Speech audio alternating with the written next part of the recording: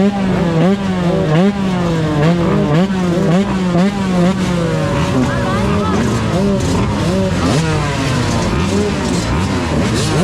guys, this is Pia Gabriel and ito ang first hit ng ladies class. Ayan, makita niyo si Papa, may sinenya siya. Sabi niya, check mo yung switch kung naka-on or naka-off. And chinek niya, chinek ko na rin, naka-on guys. Kaya ako sinabi yan mamaya, malalaman kung bakit. And ito guys, hindi ko na-practice yung starting kasi maiksi yung time ng practice. So, hindi ko na-isip kung inside, outside, o half-burn, o kung ano man. So, nag-decide ako na mag-burn na lang. Ayan guys, ito lang handa kayo guys. Maraming mangyayari. Ayan lang guys. So, full burn ako. Pwede palang i-half burn yun. So, that is Darlene Texon. Whole shot by Mia Villalon, followed by Darlene Texon, Brielle Hernandez. And guys, nakita ko nag-burn sila. Sabi ko, open yung gitna.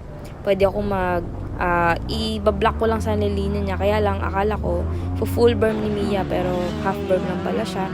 So, ayan, gaya ko ng timer. Kasi guys, yung time na yan, sabi ko, anong gagawin ko? Hahabol ako. Buti walang nakasagasa saan, guys. So, tumama yung gulong ni Mia sa harap sa gulong ko sa likod. Kaya ako sumemplang. So, ayan, shoutout to Kuya Jovan Arellano. Ayan, siya'y tumulong. Sabi ko, okay na, kaya na. Pero tumulong pa rin siya.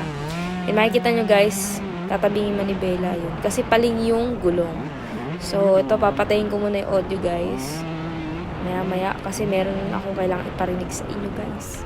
Anyways, nung time na yun, ang mindset ko, wala na akong pakialam sa position ko hanggat may rider sa harap ko o overtaken ko. Kasi, guys, pang last ako. Ayun si Mia Villalon, guys. Kung makikita nyo.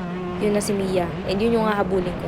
So, i-off ko. Pakinggan nyo mabuti yung tunog ng motor ko.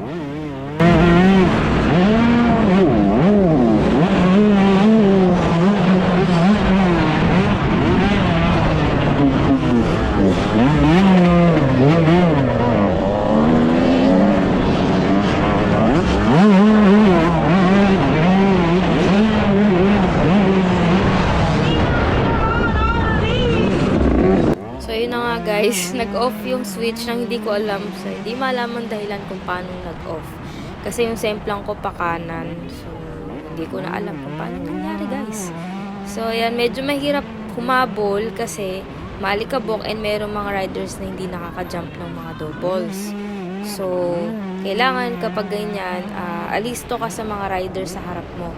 Kasi hindi mo sila pwedeng bombahan, hindi ka pwedeng magalit kasi hindi ka naman overlap. At ayan na nga, may bumigilid bigla, nakakatakot. Hindi ko sila pwedeng, sigaw ng overlap tabi. Hindi pwede yun kasi guys, hindi sila overlap. Sila ay kumakarera lang din, gusto lang din nilang manalo.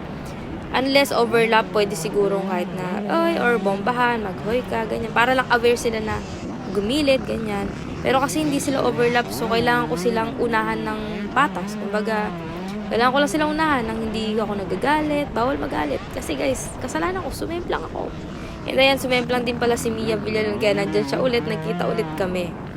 So, hindi ko na alam actually kung ilan yung place ko niyan. At makikita nyo, ninervisin ako kasi nag-abot na naman kami ni Mia.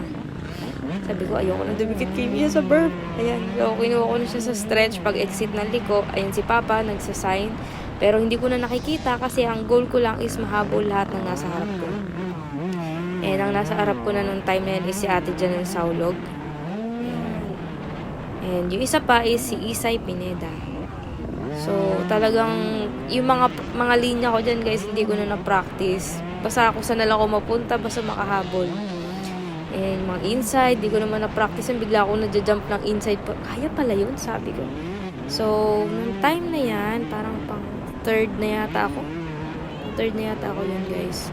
So, makakasalubong ko pa yata dyan si Brielle tsaka si Darlene. Ganun na. Ayun na sila guys. Ayun na si Darlene tsaka si Brielle. Ganun na sila kalayo. Isang linya yung pagitan namin, lagpas pa. So, nung time na yan, nakikita ko sila. Wala na, sabi ko. Sobrang imposible na mahabol ko sila, sabi ko. Wala na akong pag-asa. Basta dito na ako sa third, okay na ako kaysa mag-error pa ako, kaysa ipilit ko pa. Tapos guys, yung time na hindi ko pa na-jump, hindi ko pa na-double yung sa triple.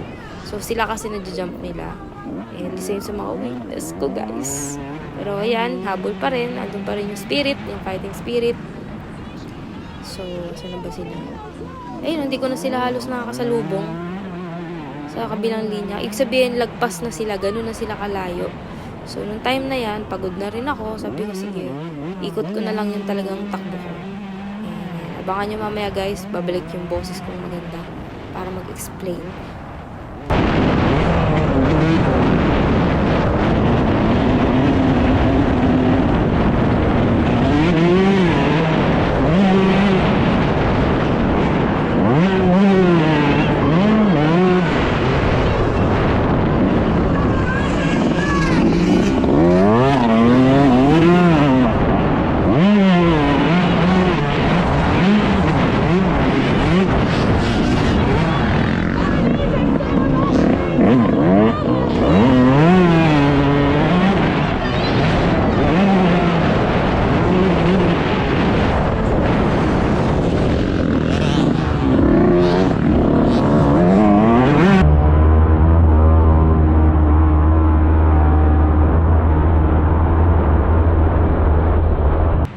So guys, si Tito Arnold yon at saka si Papa. Nagsisenyas kasi guys, sumemplang pala yung first at second.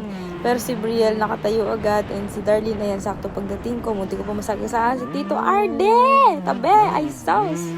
So siya yung munti ko masagasaan daddy ni Darlene. So sumemplang pala si Darlene and nasemplang din si Brielle. Kaya biglang nagkaroon ako ng chance. Kaya lang, since medyo nagbagal nga ako kasi sabi ko malayo naman na. So, hindi ko na halos naabutan yung semplang nilang dalawa.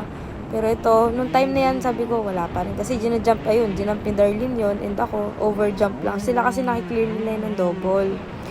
Sabi ko, last lap na yan, guys. So, sabi ko, wala na. Talagang hindi na kaya. So, sayang, sabi ko pa. And guys, sabi ko, hindi siguro alam ni Darlene ako yung nasa likod niya.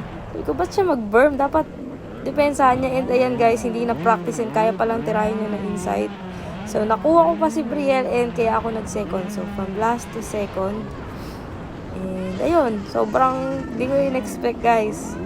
So, sa mga nag-iisip-isip dyan, kung lalaban pa ba, laban lang, guys. Hindi pa huli ang lahat. Hanggat wala tayo sa checkered flag, guys. And, ayan, makikita nyo. Sobrang saya ko kasi hindi ko in-expect magsi-second pa ako. So, si Brielle, hindi na ako nakahinto. Hindi na ako nakapag-appear sa kanilang lahat. Kasi, guys, sobrang nahihilo na ako. Hindi ko na alam yung feeling kasi guys, yung alikabok. Sobrang hirap sa umabol sa alikabok. So, ayun lang guys. That's it. Abangan nyo yung second hit.